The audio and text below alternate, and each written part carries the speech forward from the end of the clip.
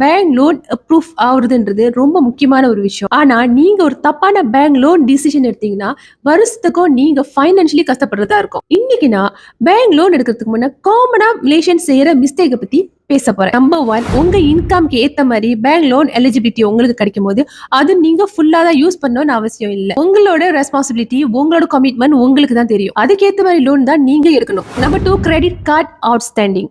உங்களோட credit card payment outstanding அதிகமா இருந்துச்சுன்னா உங்க பேங்க் லோன் அப்ரூவல் எஃபெக்ட் ஆகும். மூணாவது, ஒரு பேங்க் லோன் எடுக்கிறதுக்கு முன்னாடி நீங்க சித்தோ சிக்ரிஸ் செக் பண்ணாம இருக்கிறது. ஒரு லோன் அப்ளை பண்றதுக்கு முன்னாடி நீங்க உங்க சித்தோ சிக்ரிஸ் ரிப்போர்ட்டை செக் பண்ணணும். அதுல ஒரு சின்ன அவுட்ஸ்டாண்டிங் இருந்தா கூட உங்க லோன் எஃபெக்ட் ஆகும். அடுத்தது, டவுன் பேமெண்ட் ரெடி பண்ணாம இருக்கிறது. எஸ், ரிபேட் கேஷ்பேக் உள்ள ப்ராஜெக்ட்ஸ்லாம் நிறைய இருக்கு.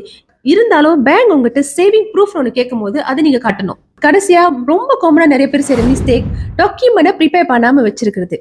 ஒரு வீடு வாங்கணும், ஒரு லோன் அப்ளை பண்ணணும்னா நீங்க 6 மாசத்துக்கு முன்னுக்குல இருந்து உங்களோட பே ஸ்லிப், உங்களோட பேங்க் ஸ்டேட்மெண்ட்லாம் ரெடியா வச்சிருக்கணும். பேங்க் கொடுக்க வேண்டிய ரொம்ப பேசிக் அண்ட் இம்பார்ட்டன்டான டாக்குமெண்ட். ப்ராப்பர்ட்டி வாங்குறது ரொம்ப முக்கியமான இம்பார்ட்டன்டான ஒரு டிசிஷன். அதுக்கு நீங்க வெல் பிளானா இருந்தாதான் வருங்காலத்துல நீங்க உங்க ஃபைனான்சியல் ஸ்ட்ரெஸ் அவாய்ட் பண்ண முடியும். இந்த வீடியோ உங்களுக்கு யூஸ்ஃபுல்லா இருந்தா லைக் பண்ணுங்க. உங்களுக்கு தெரிஞ்சவங்க யாராச்சும் வீடு வாங்குறதுக்கு பிளான் பண்ணிட்டு இருந்தாங்கன்னா இந்த வீடியோ அவங்களுக்கும் ஷேர் பண்ணுங்க.